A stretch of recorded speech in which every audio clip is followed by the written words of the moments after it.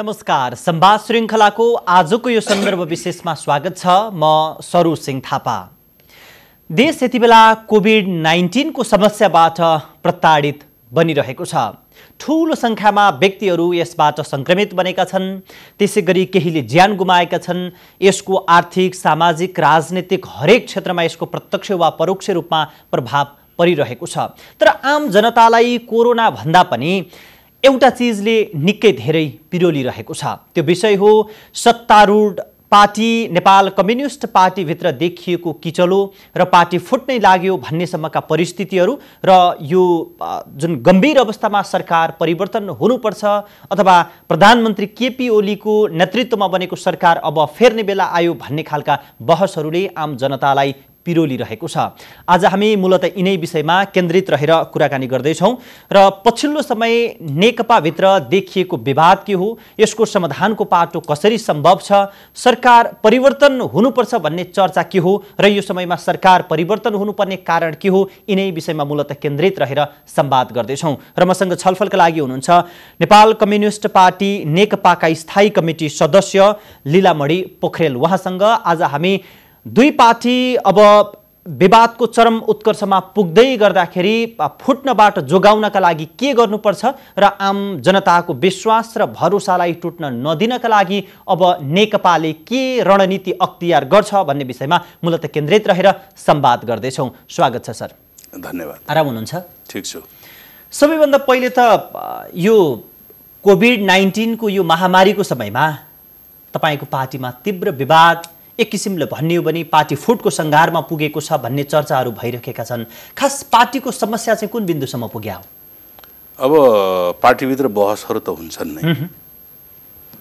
नेपालको इतिहासमा खास गरी कम्युनिस्ट पार्टीभित्र विचारधारात्मक बहसहरू असाध्यै गम्भीर ढङ्गले हुने गर्दछन्। र ल्याउँछु म त्यहाँ। नेपालको कम्युनिस्ट आन्दोलन सबभन्दा धेरै विभाजित पनि भएको छ। अब विभाजनका दुईटा मुख्य कुराहरू छन्। एउटा आइडियो पोलिटिकल भन्छ, वैचारिक राजनीतिक कारणले अन्तर्विरोधहरू पैदा हुनु र पार्टीहरू विभाजित हुनु। दोस्रो के देखिन्छ भने पर्सनालिटी कल्ट, व्यक्तित्वको बीचको टक्कर, इगो पर्सनल इगो। त्यसमा के हुन्छ नि बिहेभियर, आचरणहरू हैन, कार्यशैलीहरू त्योभित्र पर्दछन्। अब त्यो आचरण र कार्यशैली पनि विचारले नै गाइड गर्ने हो। विचार जस्तो ढङ्गले ग्रहण गर्यो त्यसले निर्देशित गर्ने उसको आचरण र कार्यशैली हुन्छ है।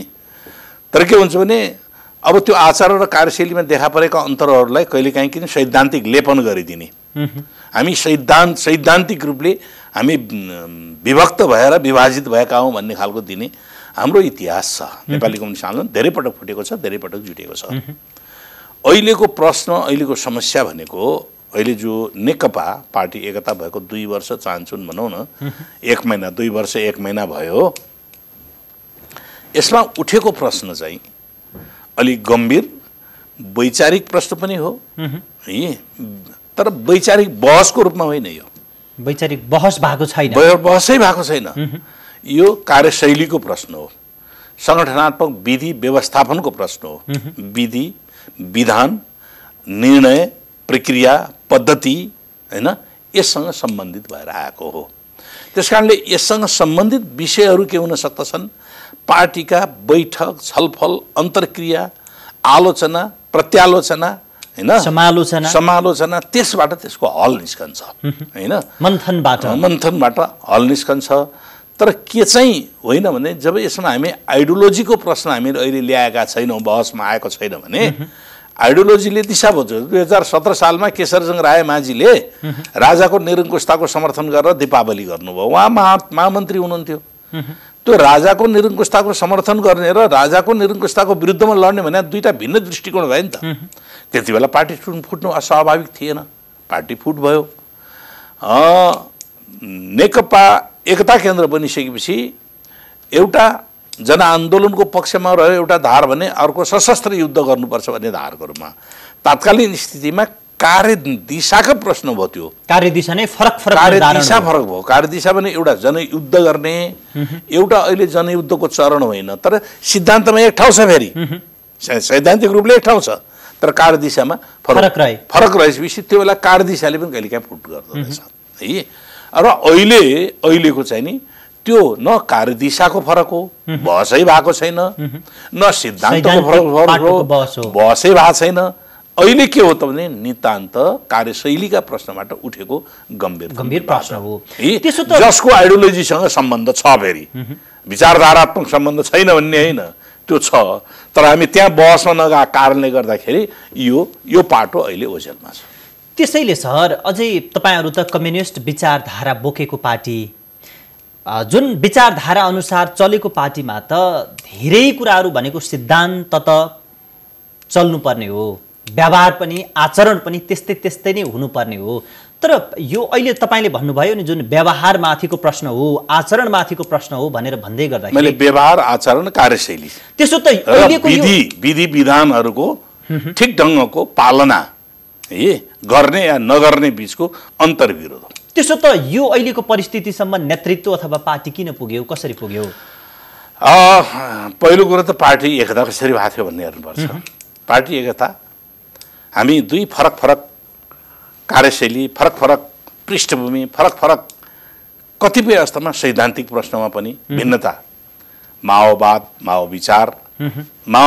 विचारलाई त्यागिरहेको है, एउटा माओवाद विचार माने यस्ता प्रश्नहरू बेसिक फन्डामेन्टल कुराहरूमा पनि अलग अलग भइरहेका पार्टीहरू हामी के सोचाइमा पुग्यौँ भने ऐतिहासिक आवश्यकताले हामीलाई अब परिस्थिति अर्कै भइरहेको छ, विश्व परिस्थिति हैन, हामी हाम्रा सैद्धान्तिक कुराले मात्रै रोकिने गर्नु हुँदैन, अलि वाइडेन बन्नुपर्छ, अलि फराकिलो भएर कम्युनिस्ट आन्दोलनलाई एकताबद्ध गर्नुपर्छ भन्ने एउटा मान्यतामा पुग्यौँ। एक त्यो ग्लोबल पोलिटिक्सको प्रश्न, रिभोल्युसन संसारभरि भइरहेका क्रान्ति र प्रतिक्रान्तिका प्रश्न, तिनीहरूको रक्षा र विकासका प्रश्न यी हाम्रा अगाडि थिँदै थिए। अनि त्यो बिचमा हाम्रो देशमा पनि एउटा नयाँ परिस्थिति पैदा भयो। 10 वर्षको जनयुद्ध, जनआन्दोलनले एउटा ठुलो परिवर्तन ल्यायो, त्यसलाई म ठुलै परिवर्तन भन्छु। त्यो परिवर्तन भनेको 1800 वर्षको राजतन्त्रको अन्त्य, गणतन्त्र स्थापना, मौलिक रूपले निर्माण गरिएको राजनीतिक प्रणाली। हामी वेस्टमिनिस्टर मोडलको होइन, यो कुरा बुझौँ फेरि। तर हामी अभ्यास के गर्न खोज्दैछौँ भने वेस्टमिनिस्टर हो भनेर अभ्यास गर्न खोज्दैछौँ। वेस्टमिनिस्टर मोडल बेलायतमै फेल भइसकेको छ, जहाँबाट सुरुवात भएको थियो तिनीहरू फेल भइसकेको छ। र संसारभरि इमर्जिङ कन्ट्रीहरू, सिस्टमहरूले जसले लिबरल डेमोक्रेसीको कुरा गरिरहेका छन् उनीहरूले वेस्टमिनिस्टर मोडललाई अपनाउँदैनन्। अहिले पार्टिसिपेटरी डेमोक्रेसीलाई, यी सहभागितामूलक लोकतन्त्रको कुराहरूलाई उनीहरूले अभ्यास गरेका छन्। सबैको राज्यसत्तामा पहुँचको प्रश्नलाई अभ्यास गरेका छन्। हामीले पनि त्यही कुरालाई, त्यही प्रक्रियालाई नेपालको शक्ति सन्तुलनको स्थितिमा, नेपालका राजनैतिक शक्तिहरूको शक्ति सन्तुलन भले यहाँ वर्ग सङ्घर्षको चरम रूपमा थियो, तर एकले अर्कालाई निषेध गर्न नसक्ने स्थिति, राजनैतिक विचार चिन्तन प्रणालीलाई एकले अर्कालाई निषेध गर्न नसकेर एउटा नयाँ है सङ्क्रमणकाली नै किन नहोस्, सङ्क्रमणकाली भनेको केही कालसम्म 10 वर्ष 15 वर्ष 20 वर्ष पनि हुनसक्छ, त्यो स्थितिमै किन नहोस्, एउटा सङ्क्रमणकालीन राजनैतिक प्रणालीको आवश्यकता छ भनेर हामीले सङ्घीय लोकतान्त्रिक गणतन्त्र, जसमा पश्चिमा प्रकृतिको वेस्ट मोडलको पनि होइन, हामीले आफ्नै अनुभवबाट नयाँ मोडलको राजनैतिक प्रणालीको विकास गरेका हौँ। सहमतीय कार्यप्रणाली, हेर्नुहोस् है, सहमतीय कार्यप्रणालीको विकास गर्यौँ हैन। हामीले अर्को के पनि गर्यौँ, हामीले केन्द्रदेखि तलसम्म सबै सरकार बनायौँ, केन्द्र सरकार, प्रदेश सरकार र चाहिँ स्थानीय सरकार। जनतालाई स्थानीय सरकारदेखि नै राज्य प्रणालीमा सहभागी गराउने, प्रत्यक्ष सहभागी गराउने विधिको अभ्यास गर्यौँ। त्यो हाम्रो आफ्नै अनुभव हो। तर हामीसँग भएको मेन्टालिटी के रहिदियो त भन्दाखेरि हामी पश्चिमा प्रकृतिको वेस्ट मोडलको चाहिँ डेमोक्रेसीबाट हामी त्यो ह्याङओभरबाट बाहिर निस्किन सकेनौँ, जसका कारणले पावर एक्सर्साइज गर्ने सन्दर्भमा जनतालाई डिभोल्युसन, जनतालाई अधिकार हस्तान्तरण गर्ने र तलबाट शक्ति सिर्जित हुन्छ भन्ने जुन प्रिन्सिपल हो, जनताबाट शक्ति सिर्जित हुन्छ, न कि हिजोको सामन्तवादी शैली माथिबाट तल चाहिँ नि निश्रित हुन्छ भन्ने त्यो सिद्धान्तको विपरीत थियौँ। अब हामी अभ्यास गर्ने दौरानमा हामी कहाँ पुग्यौँ त भन्दाखेरि तलबाट जनताबाट शक्ति सिर्जित हुन्छ भन्ने भन्दा पनि माथिबाट devolution of power from the top to bottom भन्ने ढङ्गको हाम्रो मानसिकताबाट हामी मुक्त भएनौँ। यसले हामीलाई हाम्रो राजनीतिक प्रणाली सञ्चालन गर्ने कुरामा हामीलाई काहीँ न त्यसले असर गरिरहेको छ। त्यसो त काहीँ न काहीँ तपाईँले भनेको कुरा अहिलेका यी समस्यासँग पनि जोडिएका कुरा हुन्। अब हामी मूल प्रश्न र तातेको प्रश्नतिरै आउँ। सत्तारूढ दल नेपाल कम्युनिस्ट पार्टीभित्र अहिले निकै ठुलो ध्रुवीकरण भनौँ, विवाद भनौँ, एक किसिमले फुटको सङ्घारमा पुगेको छ भनेर पनि भनिन्छ। खास पार्टीभित्रको अहिले अवस्था चाहिँ कस्तो छ? कहाँ पुगेको विवाद? मैले अघि भने ऐतिहासिक आवश्यकताले हामी एकताबद्ध हौँ। नेकपा एमाले, नेपाल कम्युनिस्ट पार्टी, माओवादी केन्द्र है, दुईटाका पृष्ठभूमि फरक फरक हुन्। एउटाले लामो कालसम्म संसदीय अभ्यास गरेको थियो, एउटाले युद्ध र आन्दोलनबाट राजनैतिक सत्ता प्राप्त गर्ने वर्ग सङ्घर्षको कडीलाई पक्रेर युद्ध र आन्दोलनबाट नै राजनैतिक सत्ता परिवर्तन गर्ने सोचका साथ अगाडि बढेको थियो। परिस्थितिले हामीलाई कम्प्रोमाइजको स्थितिमा ल्याइदियो, यथास्थितिमा कोही पनि रहन नसक्ने स्थितिमा ल्याइदियो र नयाँ परिवेशमा नयाँ एकताको, नयाँ ऐतिहासिक आवश्यकताको पुरा गर्ने भनेर पार्टी एकता भयो। नयाँ ऐतिहासिक आवश्यकता के हामीले भनिरहेको थियौँ? जनवादको प्रश्न, नयाँ जनवादको स्थापना होइन, नयाँ जनवादी क्रान्ति नयाँ मोडेलमा भयो। हिजोको क्रान्ति दोहोरिँदैन भन्ने सिद्धान्त पनि हो क्या। संसारभरि आफ्ना आफ्ना अन्तर्विरोधका साथमा क्रान्तिको विकास हुन्छ। आफ्ना आफ्नो परिवेशले त्यो अन्तर्विरोधको निर्धारण गर्छ। त्यस कारणले चीनमा जसरी भयो, रुसमा जसरी भयो, क्युबामा जसरी भयो, इस्ट युरोपमा जसरी भयो, यी विभिन्न मुलुकहरूमा, कोरियामा जसरी भयो, यी कुराहरू हाम्रोमा मुलुकमा हुँदैन थियो। किनभने हाम्रो जियो पोलिटिकल्ली पनि फरक, हाम्रो सामाजिक चेतनाको विकासमा पनि फरक, हाम्रो भूगोलको अवस्था पनि फरक, सबै फरकहरूले हामीले आफ्नै ढङ्गले एउटा चाहिँ नि नयाँ मोडलको चाहिँ नि रिभोल्युसनको एउटा हदसम्मको, म कम्प्लिट भन्दिनँ, एउटा हदसम्मको भयो। अब त्यसलाई हामीले अब समाजवादमा रूपान्तरण गर्ने दिशामा हामी लैजाने भनेर हामी आफ्नो पार्टीको प्रिन्सिपलमा पनि, पार्टीको कार्यक्रममा पनि हामी तय गऱ्यौँ है, नयाँ ढङ्गले समाजवादको विकास गरेर जाने, सामाजिक विभेदहरूको अन्त्य अब युद्धले मात्रै पनि होइन, युद्धबाट मात्रै पनि अबको परिस्थितिमा ग्लोबल जुन न्यारोनेस छ नि, भूमण्डलीय सङ्कुचन, त्यसले त्यस्तो पनि सम्भव देखिएन। त्यस कारणले नयाँ अभ्यासको सुरुवात गर्ने समाजवाद विकासको भनेर हामी गयौँ, जसमा नेकपा एमाले र तात्कालीन नेकपा माओवादी सहमत भयो। यो हो पृष्ठभूमि। र हामीले समाजवाद निर्माणको दिशामा यी शक्ति सन्तुलनको सन्दर्भमा जाँदाखेरि नेपाली काङ्ग्रेस लगायतका राजनीतिक शक्तिसँग साझेदारी गरेर संविधान निर्माण गरेर संविधानको प्रिएम्बल्समा अबको मुलुक, अबको दिशा भनेको समाजवाद उन्मुख हुनु पर्यो।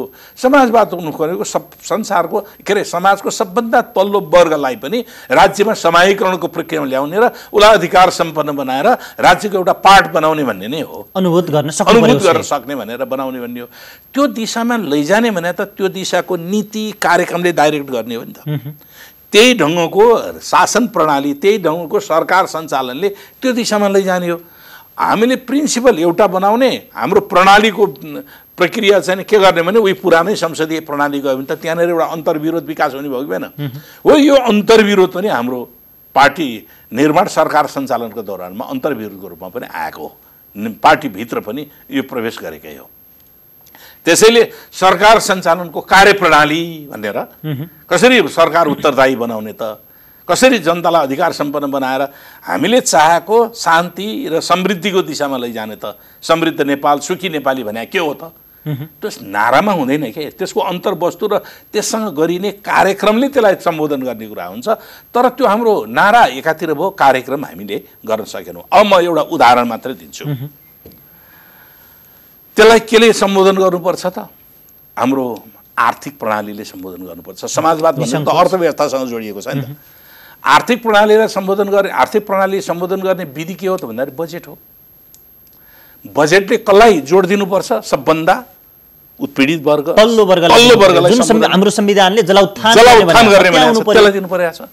तर हाम्रो बजेट प्रणाली के भएको छ त भन्दाखेरि वेस्ट मिनिस्टर मोडल होइन, ल्यासेस फियर इकोनोमीको उल्टो बाटोमा गइरहेको छ नै। उदार चाहिँ नि पुँजीवादी अर्थव्यवस्थाको होइन, नियो लिबरलिजम नव उदारवादी अर्थव्यवस्थाको मोडेलमा अभिव्यक्त भयो। फर इक्जाम्पल हामीले सार्वजनिक विद्यालयहरूलाई अहिले के भनिदियौँ, निजी विद्यालयहरूले सार्वजनिक विद्यालयको व्यवस्थापन गर्ने, निजीले बाटो देखाउने। अब निजी विद्यालय प्रफिट ओरिएन्टेड हुन्छन् अनि सार्वजनिक विद्यालयलाई बाटो देखाउने भने तिमी पनि प्रफिट ओरिएन्टेड भनेर जाऊ। सेवा होइन, शिक्षा त सेवा हो नि, नाफामूलक व्यापार होइन नि शिक्षा भनेको त। तिमी पनि नाफामूलक दिशामा जाऊ भनेर भन्न खोज्या हो नि त। एक अर्को चिज के हो भने हामीले सोसल सामाजिक संरचनालाई ध्यान दिनुपर्ने र हामीले जनताको त्यो तबकालाई सम्बोधन गर्नेमा पुँजी निर्माणको प्रक्रियामा मुनाफामूलक प्रवृत्तिलाई हामीले जोड दिएका छौँ, ध्यान दिएका छौँ। जस्तो हामीले एमसीसी जस्ता प्रोजेक्टहरू लिएर आउने, जसले ग्लोबल पोलिटिक्सलाई अन्तर्राष्ट्रिय रूपमा नै के गरिदिएको छ त भन्दाखेरि अन्तर्राष्ट्रिय गठबन्धनहरू सिर्जना गर्ने, त्यसमा राजनीतिक रूपले पनि, त्यसमा सैन्य रूपले पनि, गैर सैन्य रूपले पनि भूमण्डलीकृत राजनीतिमा एउटा चाहिँ नि के गर्ने त भन्दाखेरि गठबन्धन सिर्जना गर्ने भनेर त्यो अगाडि त्यसको उद्देश्य अगाडि सारिरहेको छ। हामीले त्यसलाई त्यस्तो प्रोग्रामलाई के गर्छौँ भने हाम्रो राष्ट्रिय हित र विकासको समृद्धिको निम्ति भन्छौँ। अब त्यसको उद्देश्य के छ त भन्दाखेरि अब विद्युत उत्पादन गरेर बेच्ने भन्ने छ, विद्युत उत्पादन र खपत बढाउने भन्ने छैन। खपत बढाएपछि के हुन्छ त भन्नुहुन्छ भने तपाईँ देश धनी हुन्छ। तपाईँले जति बढी विद्युत खपत गर्नुहुन्छ तपाईँसँग त्यति उत्पादन त बढी निस्किन्छ, उत्पादन बढी निस्किन्छ। उत्पादन भएपछि उसको पर क्यापिटा इन्कम हाई हुन्छ। यो दिशामा जानुपर्ने बेलामा हामी उत्पादन गरेर बेच्ने कुरा गर्छौँ, जुन कच्चा पदार्थ मोडालिटीको रूपमा मात्रै मैले भनिरहेको छु। त्यस कारणले गर्दाखेरि हामी एउटा भनिरहेका छौँ अर्को बाटोमा त्यसको रिफ्लेक्सन यो राजनीतिक प्रणाली सञ्चालनमा यसले के गरिरहेको छ, नजानिदो किसिमले देशभित्र राजनीतिक प्रणाली राष्ट्र सञ्चालन गर्ने विधि र जनताको अपेक्षा बीचको एउटा अन्तर्विरोध सिर्जना गर्छ। ठुलो जुन कुरा हामीले कटअफ गर्न सक्दैन, काट्न सक्दैनौँ, यहाँनिरबाट विभाजन भएको छ भन्न सक्दैनौँ, तर जनतामा एक प्रकारको अपेक्षा जुन हो त्यो कुराहरू हामीले सकिरहेको अवस्था छैन अथवा त्यो बाटोतर्फ पनि हिँड्न सकिरहेको। अब त्यस्तै गरिकन हाम्रो पार्टी सङ्गठनात्मक विधि, सङ्गठन त हामी चाहिँ कम्युनिस्ट पार्टीलाई सबभन्दा लोकतान्त्रिक सङ्गठन भने हो नि त, हो नि। त्यसको प्रिन्सिपल के हो त भन्दाखेरि कलेक्टिभ लिडरसिप, सामूहिक नेतृत्व, व्यक्तिगत उत्तरदायित्व। कलेक्टिभ लिडरसिपले पोलिसी बनाउँछ, कार्यक्रम बनाउँछ, कार्यविभाजन गर्छ र मलाई बा कसैलाई तपाईँ एउटा पार्ट हुनुहुन्छ भने तपाईँलाई जिम्मेवारी दिन्छ, तपाईँले आफ्नो जिम्मेवारी निर्वाह गर्नुपर्छ, मलाई त्यसमा थोपर्न पाइँदैन। यो हो सामूहिक नेतृत्व, व्यक्तिगत उत्तरदायित्वको प्रणाली। तर हामी कहाँ पुग्यो त भने सामूहिक नेतृत्व धराशायी भयो है, सामूहिक व्यक्तिगत उत्तरदायित्व अब के गर्ने भयो त भन्दा अर्काले गर्दाखेरि मैले गर्न सकिनँ भन्नेमा पुगिदियो है। यसले यसको संरचनागत ढाँचा नै ध्वस्त बनाइदियो, यसको कार्यप्रणाली नै ध्वस्त बनाइदियो है। जस्तो इक्जाम्पलको रूपमा हामीले पार्टी एकता गऱ्यौँ, आज 2 वर्ष 2.5 वर्षमा नागिसक्यो, 3 महिनाभित्र पार्टी एकता सम्पन्न गर्ने भने सबै कामहरू सम्पन्न गर्ने भनेकोमा अहिलेसम्म आएको छैन। कार्यविभाजनको प्रश्न हो, सामान्यतया हर कोही पार्टी सदस्य, हर कोही नेता एउटा कामको जिम्मेवारीमा, उसको मुख्य जिम्मेवारीमा हुन्छ। अहिले हजारौँ नेता कार्यकर्ताहरू कामविहीन भएका छन् किनभने कार्यविभाजन ठिक ढङ्गमा, कोहीलाई थातका माथि थात जिम्मेवारी छ, कोही जिम्मेवारी विहीन भने यो बन्दैन, यो हुन्न है। हर कोही मोबिलाइज हुनका निम्ति उसको जिम्मेवारी तोकिनु प्राप्त गर्न जरुरी छ हो। यिनै कार्यप्रणालीले अहिलेको अन्तर्विरोधको मूल जड त्यहीभित्रमा पैदा भयो। यसलाई समाधान नगरे यसलाई समाधान के गर्छ भने पार्टीको साङ्गठनिक निकायले गम्भीर बहस गरेर तपाईमा कमजोरी के छ, ममा कमजोरी के छ, तपाईको कमजोरीले कति नोक्सानी पुर्यायो, मेरो कमजोरीले कति नोक्सानी पुर्यायो, नोक्सानीको नापतौल गरेर अब के पालन गर्ने हो त भन्दाखेरि हामीले त्यसलाई सङ्गठन सञ्चालनका निम्ति हामीले विधि बनाएका छौँ। हाम्रा त्यहाँ नीति पनि छन्, हाम्रा त्यहाँ सिद्धान्त पनि छन्, हाम्रा त्यहाँ कार्यक्रम पनि छन्, हाम्रा त्यहाँ कार्ययोजना पनि छन्। त्यसलाई फलो गर्नु पर्यो। त्यसलाई फलो गर्नुपर्छ। अब सर यो सैद्धान्तिक फलो गरेन भने के हुन्छ भने एनार्किजम, अराजकता पैदा हुन्छ। अहिले भए जस्तै हुन्छ। अब त्यो त स्वाभाविक हो नि। अब हामी अहिलेकै यही मूल प्रश्नतिर फर्केर आउँ। अब स्थायी कमिटी बैठक पनि भोलिसम्मका लागि स्थगित बनेको अवस्था छ। अब आज शीर्ष नेताहरू बीच छलफल हुँदैछ प्रधानमन्त्रीसँग भन्ने खबरहरू पनि बाहिरिरहेका छन्। अब छलफल कसरी हुन्छ यो टुङ्गोमा तपाईँ कसरी पुग्नुहुन्छ? शीर्ष नेताहरूको बीचको छलफल समाचार भन्ने विषयवस्तु चाहिँ होइन, यो त आम नियम हो। हरेक क्षण भेटघाट गर्ने, पार्टीका जीवनका बारेमा, पार्टी कार्यकर्ताका बारेमा, पार्टी नेताका बारेमा, घटनाक्रमहरूका बारेमा, राजनीतिक परिस्थितिका बारेमा नेताहरूको त जीवन्त सम्बन्ध छिनछिनमा पनि भेटघाट हुनुपर्छ मूल नेताहरूको बिचमा है। जहाँसम्म संरचना छन् त्यो मूल नेताभन्दा अलग संरचना छन्, त्यो संरचना आवश्यकता अनुसार के हुनुपर्दछ भने एक दिनको 2 पटक 3 पटक पनि भेटघाट हुन्छ, संरचनाहरूको निर्णय गर्न सक्दछन् हैन। हामीले त विधि बनाएका छौँ, ती संरचनाहरूको औपचारिक बैठक कसरी बस्ने भन्ने विधि बनाएका छौँ हैन। केन्द्रीय समिति बैठक 6 महिनामा एकपटक हुनुपर्ने भनेर बनाएका छौँ। 6 महिना त हुनु पर्यो नि, आवश्यकता अनुसार अगाडि पनि बढ्न सकिनेछ भन्ने छ। फेरि त्यो कुनै पनि घटनाक्रमले त्यो आवश्यकता बोध गराउँछ, त्यति बेला चाहिँ नि के म्यान्डेट चाहिन्छ, केन्द्रीय समितिको अभिमत चाहिन्छ। मैले सोचेको कुरा ठिक हुन्छ भन्ने छैन, केन्द्रीय समितिका धेरै विचारहरू आयो भने त्यसले के हुन्छ नयाँ निष्कर्ष निक्लन्छ। त्यो निष्कर्ष धेरैको विचारबाट आएको निष्कर्षले एउटा परिणाम दिन सक्दछ। त्यस्तै गरिकन हामीले पिबी बस्ने भन्नु भनेका छौँ, पिबी कति दिनमा बस्ने हैन, त्यो हामीले बनाएका छौँ। पिबी हाम्रो संरचना अहिले छैन, हाम्रो अहिले पार्टीका पछाडिको पिबी गठन गरेका छैनौँ। त्यसपछि हामीले स्ट्यान्डिङ कमिटी भने, स्ट्यान्डिङ कमिटी भनेको अल टाइम स्ट्यान्डिङ, क्या उभिरहने भनेको जुनसुकै बेला पनि काम गर्नको निम्ति तयार हुने भने हो नि त, जसलाई हामीले स्थायी समिति भन्छौँ। त्यो स्थायी समिति 3-3 महिनामा अनिवार्य रूपले बस्ने भनेर लेखा छ। आवश्यकता अनुसार कुनै पनि बेला बोलाउन सकिने भन्ने पनि छ। तर 6-6.5 महिनामा अहिले बैठक मात्रै होइन, हामी त 1 वर्षमा बस्यौँ 4 साल। यो मङ्सिरको 30 गते, गत वर्ष मङ्सिर 29 गते बसेको थियो, यस वर्ष भने मङ्सिर 29, यस वर्ष भन्नाले अघिल्लो 76 सालमा 75 साल मङ्सिर 29 गतेदेखि स्थायी समितिको बैठक बसेका थियौँ 13-14 दिन। ठिक 1 वर्ष पछाडि फेरि 76 साल मङ्सिर 29 गते स्थायी समितिको बैठक बस्यो। त्यसैले त सर यही नै प्रश्न के छ भन्दाखेरि त्यसैले मैले के भन्छु भने यस्ता कमिटीहरू बसिएन भने समस्याहरू थुप्रो लाग्छन्। तपाईँले घरको ढोकामा फलामको कब्जा लगाउनु भएको छ, त्यो ढोका दिनदिनै खोल्नु भएन भने खिया लाग्छ। दिनदिनै खोल्नु भएन भने, ढोका बन्द गरेर राखिदिनु भयो भने महिना 2 महिना पछाडि जानु भने तपाईँलाई ढोका खोल्न गाह्रो पर्छ, खियाले जाम गरिदिन्छ। हो, पार्टीको बैठकहरू पनि भने त्यही हो। यसमा त सर कुनै शङ्कै रहेन। हो, त्यस कारणले जे समस्याहरू देखा परेका थिए त्यो समस्यालाई हल गर्नको निम्ति आवश्यक समयमा बैठकहरू बसिरहनु पर्दथ्यो। बैठकलाई इन्कार गरियो, समस्या त्यहाँनिर पैदा भयो। भेन्टिलेसन हुन पाएन। मलाई लागेको विचार बेठिक पनि सोच्या हुन सक्छ नि तपाईँले। मैले मेरो विचार भेन्टिलेट गरेँ भने तपाईँले मलाई के हुनु छ, तपाईँको विचारमा यहाँनिर कमजोरी छ, सच्याउने अवसर हुन्छ नि त। हो, त्यो हो। मैले गरेको कामको उत्तरदायित्वमा, मैले गरेको काम बारेमा बेठिक मैले काम गरिरहेको छु, तपाईँले मलाई यहाँनिर तपाईँको काम बेठिक भएको छ है, मैले सच्याउनु पऱ्यो नि होइन। म नै ठिक त होइन, आई एम द स्टेट भन्ने कुरा त हुन सक्दैन नि। संसारमा देखा परेका छन् थुप्रै तानाशाहहरू, आई एम द स्टेट है, आई एम द सुप्रिम, मैले सबैको आदेश होइन, मेरो आदेश सबैले मान्नुपर्छ। त्यो इतिहास नेपालमा दोहोरिँदैछ होइन, दोहोरिँदैछ भन्नाले हामी साना साना प्रवृत्तिले त्यस्ता कुराहरूलाई इङ्गित गर्ने कुराहरू, त्यो एकैचोटि आउँदैन, त्यो एकैचोटि आउने कुरा हुँदैन। साना साना घटनाक्रमहरूले त्यसलाई चाहिँ नि इङ्गित गर्दछ। त्यस कारणले अहिले हाम्रो प्रक्रिया के हो त भन्दाखेरि यति बेला हामीले ल मानौँ हामीले पार्टीका स्थायी समिति सदस्य 20 जनाले हामीले लेखेर दियौँ वैशाख 10 गते पार्टी तुरुन्तै बैठक बस्नु पर्यो। माघमा बसेको के अरे मङ्सिरमा बसेको हो, पुष माघ फागुन चैत वैशाख आइसक्यो, हामी 3 महिना पनि कटिसक्यौँ। घटनाक्रमले थुप्रै उथलपुथल भइरहेको छ। त्यस कारणले बैठक बसौँ। अध्यादेश जारी भएको थियो। अध्यादेशले यति बेला कोभिड-19 को बेलामा सिङ्गो राष्ट्रलाई एकताबद्ध गर्नुपर्ने हुँदा पार्टीहरू विभाजन गर्ने दृष्टिकोण ल्याउनु बेठिक हो। यो हामीले स्टेबिलिटी खोजेका हौँ, अस्थिरता खोजेका होइनौँ। स्थिरता खोजेका हौँ, अस्थिरता खोजेका होइनौँ।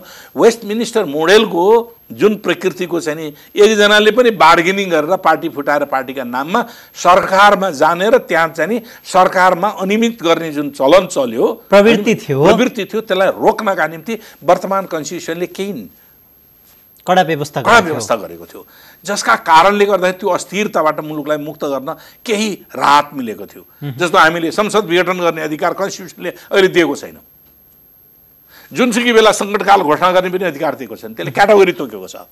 बाह्य आक्रमण भएमा, आन्तरिक उथलपुथल हुने गरिकन विद्रोह भएमा, आर्थिक दृष्टिकोणले मुलुक तबाह भएमा, यस्तो स्थितिमा मात्रै सङ्कटकाल घोषणा गरेर मुलुकले नयाँ कार्यक्रमहरू लिएर आउन सक्छ राज्यले भन्ने कुराहरू छ। त्यो कुराहरू छैन सर, हो। यस्ता कुराहरूका सन्दर्भमा हामीले तात्कालीन स्थितिमा मुलुकका हाम्रा अगाडि थुप्रै समस्या छन्। कोभिड-19 को समस्या, त्यसको महामारीको विरुद्धमा जुझ्नका निम्ति पार्टीले भलिन्टियरहरू खटाउनु पर्यो। त्यो त पार्टीले योजनाबद्ध बनाउनु पर्छ नि त। त्यो कसले निर्णय गर्ने हो त भने एकजना व्यक्तिले तँलाई फल्ने ठाउँ खटाएर भन्नु हुन्न नि त। त्यो के भन्छ नि, पार्टीको कमिटीले निर्णय गर्नु पर्यो। त्यस कारणले त्यो कमिटी भनेको अहिलेको सुप्रिम कमिटी भनेको स्थायी समिति हो। त्यसैले स्थायी समितिको बैठक बोलाइयोस् भनेर लिखित रूपमा दियो। विधानले के भन्छ, 15 दिनभित्र बैठक बोलाउनै पर्ने भनेछ। 25% सदस्यले लेखेर दियो भने अनिवार्य त्यहाँ नो एक्सक्युज बैठक बोलाइयो। सर, बैठक बस्नुपर्छ। अब बैठक बसिसक्यो, अब आयो फेरि। अब बैठक बसिसकेपछि स्वाभाविक रूपले बैठकमा त अन्तर्विरोध र विचारहरू त आउँछन् नि। तर बैठकमा आएका विचारहरू निर्णय होइनन्, निष्कर्ष होइनन्। यसैले भने जायते बाधे बाधे जायते तत्त्वबोध, त्यहाँ बहस हुन्छ, ठिक बेठिकको निर्क्योल हुन्छ, ठिक बेठिकको अन्तर्घुलन हुन्छ। त्यस के अरे अन्तर्विरोधको चाहिँ नि त्यहाँनिर निकै रसाकसी हुन्छ। त्यसबाट एउटा निष्कर्ष निक्लन्छ र पार्टीले यो हो अहिलेको हाम्रो काम कार्यदिशा, सबैले फलो गर्नुपर्छ। म अध्यक्ष हुँ वा साधारण सदस्य हुँ, पार्टीले दिएको विधानअनुसार मैले काम गर्नुपर्छ। विधानअनुसार मैले काम गरिनँ, गलत गरेँ भने म पार्टीले व्यवस्था गरेको विधिअनुसार म कारबाहीको भागीदार पनि हुनुपर्दछ। मैले राम्रो गरेँ भने पार्टीले मलाई त्यसको राम्रोको प्रशंसा पनि गर्ने स्थिति हुनसक्छ। त्यस कारणले पार्टीमा दण्ड र पुरस्कारको व्यवस्था हुनुपर्छ। त्यो ठिक छ। अब यही कुराको बहसको दौरानमा हाम्रा आनी बानी व्यवहारले पार्टीमा एउटा बैठक प्रक्रियामा नै अवरुद्ध भयो र जसको परिणामस्वरूप तपाईँले भन्दै हुनुहुन्छ कि पार्टी फुटको स्थितिमा पुगेको हो। म भन्छु फुटको स्थितिमा होइन, पार्टीमा गम्भीर अन्तर्विरोध भयो। गम्भीर अन्तर्विरोधलाई कसरी लिने त भन्ने कुराहरूका सम्बन्धमा यदि त्यसलाई खराब अप्सनको रूपमा लियो भने फुटको दिशामा जाने हो। होइन, त्यसलाई सकारात्मक ढङ्गले म यसलाई बदल्न तयार हुन्छु, हाम्रा बानी बेहोर आचरणलाई परिवर्तन गरेर पार्टीको उद्देश्यअनुसार जान्छु भने प्रतिबद्धता जनाउने भने पार्टी एकता, सङ्घर्ष, एकता र रूपान्तरण भनिन्छ क्या। एकता सहितको रूपान्तरण भन्छ। पार्टी पहिले एकता हुन्छ, त्यहाँभित्र अन्तर्विरोध छन् नि विभिन्न खालका, तिन पनि कम हुँदै जान्छन्। ती सङ्घर्ष हुन्छ, चल्छ, रस्साकसी हुन्छ। त्यसले त्यो रस्साकसीको बिचबाट नयाँ निष्कर्ष निक्लन्छ, फेरि एकता सहितको रूपान्तरण र उचाइ हासिल गर्छ। सर, त्यहाँनिर भित्रको रस्साकसीले एउटा कोर्स खडा गर्छ अथवा एउटा कार्यदिशा खडा गर्छ भनेर भन्दै गर्दाखेरि अब ओली इतरका पक्षहरूले प्रधानमन्त्री र पार्टी अध्यक्षबाट उहाँले राजीनामा दिनुपर्छ भनेर भन्नुहुन्छ। तर प्रधानमन्त्रीले यी दुईटा पद बाहेक अरू कुरासँग सम्झौता गर्न सकिन्छ, यी दुईसँग सकिन्न भनिसके पछाडि यसमा चाहिँ मध्यमार्गी बाटो चाहिँ के हुन सक्ला त? एउटा कुरा के गरौँ भने नि, यहाँ इतर र भित्र पनि नगरौँ। अहिले हामी एउटै पार्टीका एउटै डुङ्गामा बसेका, तर बाहिर त प्रश्न होइन। बाहिर भन्ने बाहिरले के टिप्पणी गर्छ अलि छोडिदिउँ होइन। हामी समुद्रमा यात्रा गरिरहेका छौँ, एउटै डुङ्गा छ। एउटै डुङ्गामा हामीले इतर र भित्र गऱ्यो भने त्यो डुङ्गामा यात्रा गर्नेहरू सकुशल बाहिर निस्कन सक्छन्, चाहे इतर होस् चाहे भित्र होस्। अनि हामीले के गर्यौँ, त्यो डुङ्गामा पाल पार्न थाल्यौँ। अनि त्यो पाल पारिसकेपछि त जो इतर पनि त्यही पालले पानी डुब्छ, अर्को पनि भित्र पनि डुब्छ। त्यस कारणले हामी एउटा महायात्राको डुङ्गामा यात्रा गरी महायात्रा अभियानमा एउटा ठुलो डुङ्गामा यात्रा गरिरहेका छौँ। त्यो भनेको हामीले समाज परिवर्तनको जिम्मेवारी सहित मुलुकलाई अगाडि बढाउने दिशामा थुप्रै युद्ध र आन्दोलनका आँधीबेरी, थुप्रै जीवनका कठिन यात्राहरू गरेर आइपुगेका, त्याग र बलिदान गरेर आएका छौँ। यत्तिकै यहाँ आइपुगे त कोही पनि होइन। तर अब प्रधानमन्त्रीले त म यसमा टुङ्ग्याउँछु र त्यस कारणले त्यो यात्रा र बलिदानलाई हामीले कसको निम्ति यात्रा र बलिदान गरेका हौँ भनेर हामीले एकचोटि सम्झ्यौँ। सम्झिसकेपछि हामीलाई त्यो अनुभूति हुनु पर्यो क्या। त्यो विगतको अनुभूति भइसके पछाडि म कुन जिम्मेवारी निर्वाह गर्ने हो त भनेर भन्नु पर्यो। म सबै चिज हुँ भन्नेबाट भन्दा म यसको एउटा पार्ट हुँ, यो पार्टको पूरक म एउटा अङ्ग हुँ भन्ने बुझियो भने अनि के गर्छ भने होला कसैका विशेष भूमिकाहरू हुन सक्छन्, अलिक बढी भूमिका हुन सक्छन्, अलिक बढी जिम्मेवारी अलिक बढी भूमिका हुन्छ, अलिक कम जिम्मेवारी भए अलिक कम भूमिका हुन्छ। हो, यो भूमिका निर्वाह गर्ने सन्दर्भमा हाम्रो बैठकमा विचारहरू आए। तपाईँले भनेअनुसार इतर र भितर आए नै, इतर र भितर मात्रै भएन, समन्वयकारी पनि विचार आएका छन् है। हामीले आफ्ना कामहरूको मूल्याङ्कन गरौँ र अगाडि बढौँ, नयाँ एकताका साथ नयाँ उचाइमा अगाडि जाउँ। अन्तर्विरोधहरू हुन्छन्, त्यो अन्तर्विरोध आउने दौरानमा तपाईँले मलाई भ्रष्टाचार गरिस् भन्नुभयो भने त ल भ्रष्टाचार गरेको पुष्टि गर भन्नु पऱ्यो नि त मैले। अनि पुष्टि भयो भने मैले कारबाहीको भागीदार हुनु पऱ्यो नि त। अनि भ्रष्टाचार गरिस् भनेपछि तैँले मलाई भ्रष्टाचारी भन्ने भनेर पाउरा सुर्किन थालेपछि तपाईँ र मेरो एकतै सम्भव छैन। हो यही। त्यसो भए यहाँले चाहिँ एउटा समुद्रमा यात्रा गरिराखेको ढुङ्गाको जुन उदाहरण दिनुभयो, त्यसमा जुनसुकै समूहले अथवा जुनसुकै इतर अथवा जुनसुकै पक्षले पनि पाल पार्यो भने सबै डुब्छन् भनेर भन्दै गर्दाखेरि प्रधानमन्त्रीले त के भन्नुहुन्छ भने मदन भण्डारीको जन्म जयन्तीको दिन पनि उहाँले भन्नुभयो कि भारतसहित हाम्रै पार्टीका केही नेताहरू मिलेर मलाई राम्रो काम गर्दा गर्दै हटाउनको लागि खेल खेलियो भनेर भन्नुहुन्छ नि। उहाँको नजरमा त तपाईँहरूले ढुङ्गामा पाल पार्नु भएको रहेछ नि। अब के गर्नु पर्यो भन्दाखेरि मैले त्यसको बारेमा मैले के भनेको छु भने उहाँले जुन भन्नुभयो त्यसलाई तीनवटा कुराबाट हेरौँ। तीनटा, उहाँ देशको फाइनल अथोरिटी हो। प्रधानमन्त्री भनेको, कार्यकारी प्रधानमन्त्री भनेको त राष्ट्रपति त सेरिमोनियल हो नि त। मर्यादा क्रममा राष्ट्रपतिभन्दा एक तह तल होला, तर सिङ्गो देशको अधिकारीका हिसाबले त उहाँ फाइनल अथोरिटी हो। फाइनल अथोरिटीले बोल्ने बेलामा निर्णयका कुराहरू बोल्नुपर्दछ। निर्णय के नेपालको निष्कर्ष, नेपालको सरकारलाई फेरबदल गर्ने अधिकार भारतलाई छ भन्ने कुरा नेपालको निष्कर्ष हो। प्रधानमन्त्रीले बोल्ने के यो हाम्रो देशको कार्यकारीको निर्णय हो। त्यो बोल्नु जुन बोल्नुभयो हाम्रो देशको कार्यव्यवस्थाको निर्णय हो, होइन, आवेगमा बोल्नुभयो। त्यो कुरो उहाँले गलत बोल्नुभयो, जसका कारणले तीनवटा कुरामा सिधै इम्प्याक्ट पर्यो। हाम्रो देशको सरकार विदेशीको इसारामा चल्छ भन्ने निष्कर्षमा पुग्यो। त्यसो गर्दाखेरि हिजोदेखि नै आरोप लगाउने अथवा मन्थन हुने गर्छ। हो, हामी के उसका उपनिवेश हौँ, उपनिवेशको स्वीकार हो त्यो एउटा। देशको मर्यादामा आँच पर्यो।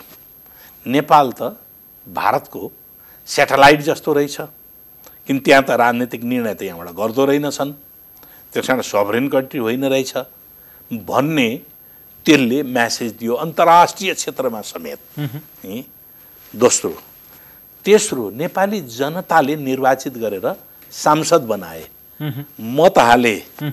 नेपाली जनताको मत सांसद बनिसकेपछि संसदले सरकार बनायो, त्यहाँ मतबाट सरकार बनायो। अनि त्यो मतको भ्यालु कहाँ गयो त? मत अवमूल्यन भयो कि भएन? त्यो संसदले फेर्ने र बदल्ने भएको छ, अवमूल्यन भयो नि। तेस्रो, चौथो प्रश्न पनि हो, हाम्रो पार्टी कम्युनिस्ट पार्टीको स्थापना कालदेखि उसले अगाडि सारेको राष्ट्रियता, जनतन्त्र, जनजीविका, यी तीनटा फन्डामेन्टल कुराहरू हुन्।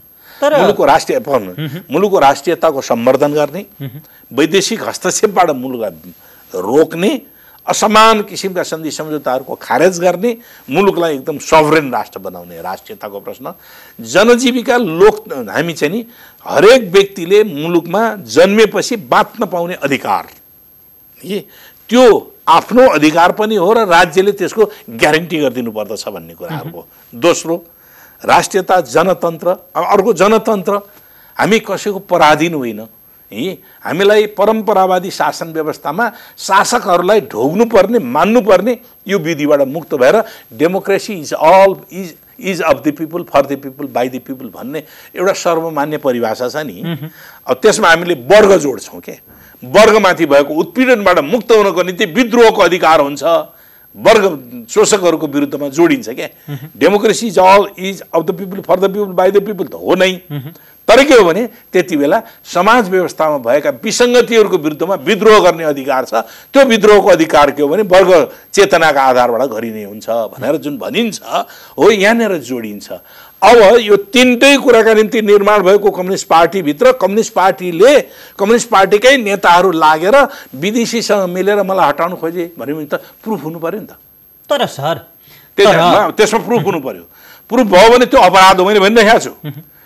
प्रुफ भयो, कूटनैतिक रूपले त्यो पहल गरेको छ भने त्यो कूटनैतिक क्षेत्रलाई देश निकाला गर्नुपर्छ इमिडिएटली। उहाँले त भारतीय राजदूतसँगको इमिडिएटली देश निकाला। यदि त्यो प्रुफ हो भने तुरुन्तै देश निकाला गर्नुपर्छ। यहाँभित्र आएर राजनैतिक सत्ता परिवर्तन गर्नका निम्ति विदेशीले चलखेल गर्न मिल्दैन, यो कूटनीतिक मर्यादाको विपरीत हो।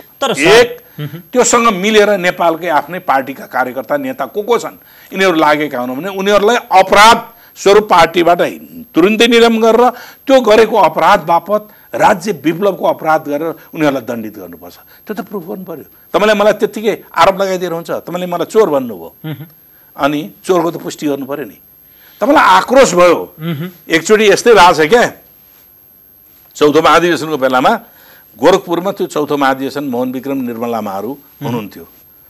गोरखपुरमा बैठक बसिरहेको थियो, केन्द्रीय बैठक। निर्मल लामा र मोहन विक्रमको बिचको केही व्यावहारिक कार्यशैलीगत अन्तर्विरोध चलिरहन्थ्यो। मोहन विक्रमजीले के आरोप लगाइदिनु भयो बैठककै दौरानमा भने तपाईँ सिआइडी हो भन्नुभयो क्या, भन्नुभएछ।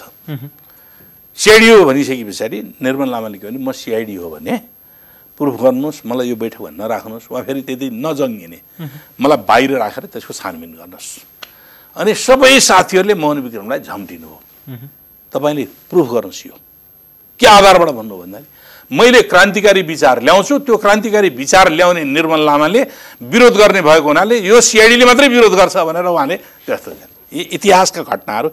यसरी आवेगमा पनि एक अर्कालाई आरोप लगाउने प्रवृत्तिहरू हाम्रो आन्दोलनको इतिहासमा देखा पर्छ। यो चेतनाको न्यूनता हो। मैले यो कुरा र अर्को संशय म जोड दिइहालौँ।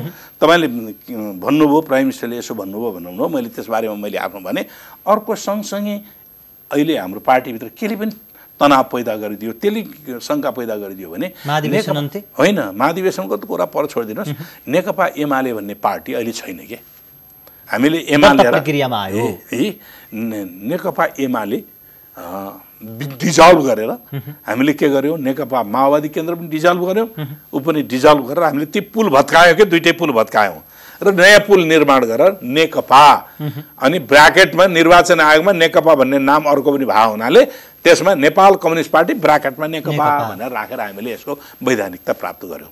अहिले यो अन्तर्विरोधको बिचमा केपी कामरेडसँग नजिक भएका केही युवाहरू, केही मान्छेहरू उहाँको देखियो नि अहिले सञ्चार माध्यममा देखा परेको छ, उहाँका टिका लाउन गएको, उहाँको केपी कामरेडसँग नजिक, व्यक्तिगत रूपमा नजिक, म पार्टीगत रूपमा त हामी सबै नजिक हौँ, व्यक्तिगत रूपमा हुन्छ नि व्यावहारिक जीवन पद्धतिसँग जोडिएका केही साथीहरूसँग असाध्यै घुलमिल भएका मान्छेहरूलाई नै के गरिएको रहेछन् तिनीहरूलाई दिएर नेकपा एमाले भनेर दर्ता गर्न लगाइसके पछाडि त्यो जानकारीभन्दा बाहिर भएन, अध्यक्ष कमरेडको जानकारीभन्दा बाहिर भएन। त्यस कारणले यसो गर्नुका पछाडि अब यहाँनिर शङ्का पैदा भयो के भने निर्वाचन आयोगमा नेकपा एमाले भन्ने पार्टी अरू कसैले नलैजाओस्, एक वर्ष पछाडि कसैले लैजान पाउने व्यवस्था छ क्या। त्यो एक वर्षसम्म त्यो चाहिँ नि रहिरहन्छ, एक वर्ष पछाडि त्यसलाई अरू कसैले पनि त्यो नाममा दर्ता गर्न पाउने प्रणाली रहेछ। त्यसलाई सुरक्षित गर्नका निम्ति भनेर भोलि कथम कदाचित यहाँबाट हामीले पार्टी फोर्नुपर्ने स्थिति पैदा भयो भने त्यो पुरानो विरासतलाई बोकेर फेरि पुनर्जीवन गर्न सकिन्छ भन्ने आशय व्यक्त भयो भनेर शङ्काको रूपमा देखा परिरहेको।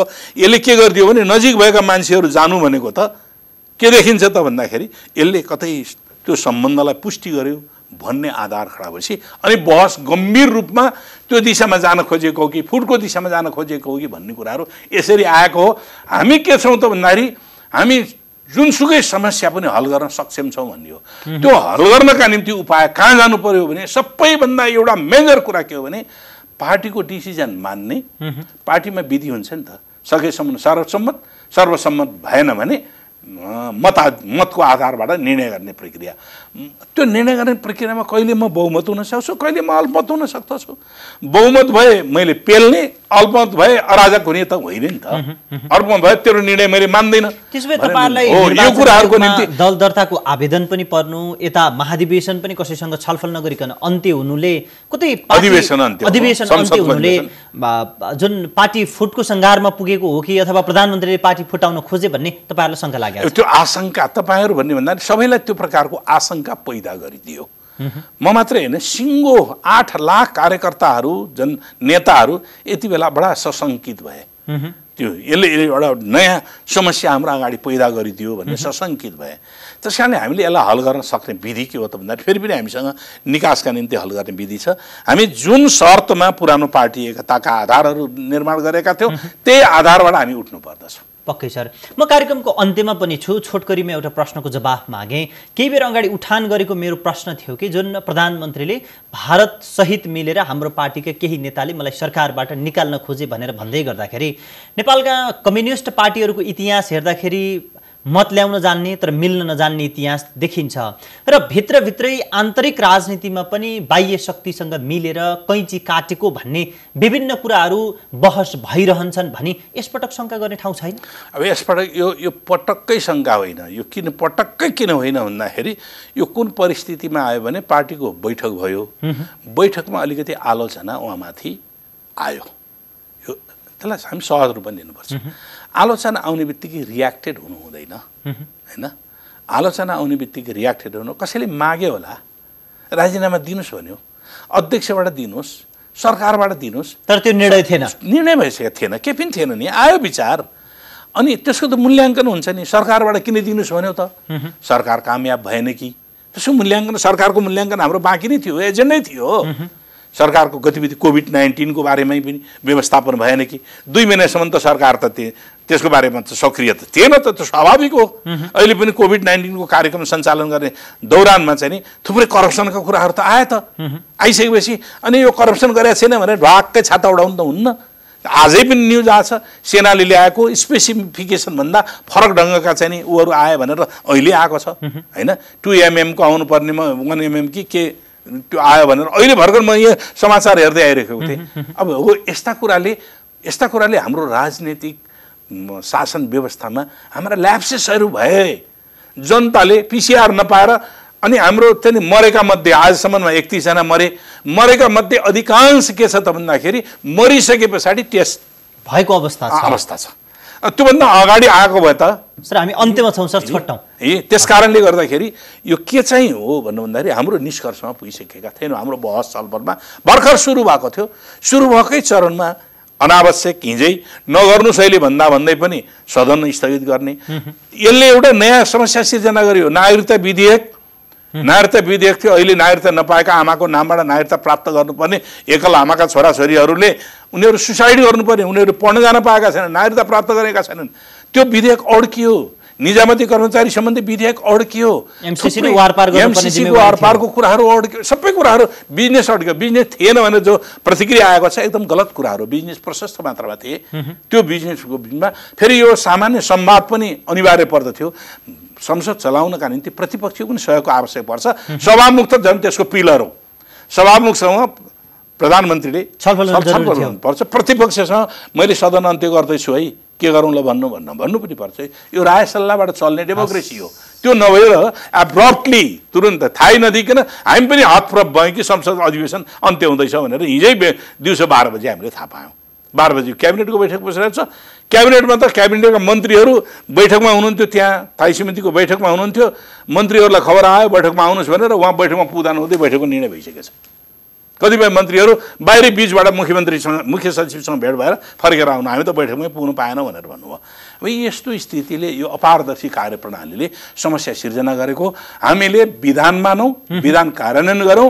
पार्टीको जनवादी केन्द्रीयता भन्ने नीति छ, त्यो जनवादी केन्द्रीयताको नीतिलाई अवलम्बन गर्यो भने यस्ता समस्याहरू सबै हामीले हल गर्न सक्छौँ। हस्, यहाँलाई समय र संवादको निम्ति म आभार व्यक्त गर्छु। धन्यवाद। दर्शकबिन, उहाँ हुनुहुन्थ्यो नेपाल कम्युनिस्ट पार्टी नेकपाका स्थायी कमिटी सदस्य लीलामणि पोखरेल। उहाँसँग पार्टीमा देखिएका अन्तर्विरोधहरू, सरकार परिवर्तनको बहस के हो र अब पार्टीमा देखिएका समस्याहरूलाई निराकरण गर्नका लागि के गर्नुपर्छ र त्यो समस्याको समाधानको बाटो के हुन सक्छ भन्ने विषयमा मूलतः केन्द्रित रहेर संवाद गर्यौँ। नयाँ पात्र र विषयका साथ पुनः उपस्थित हुनेछौँ। नमस्कार।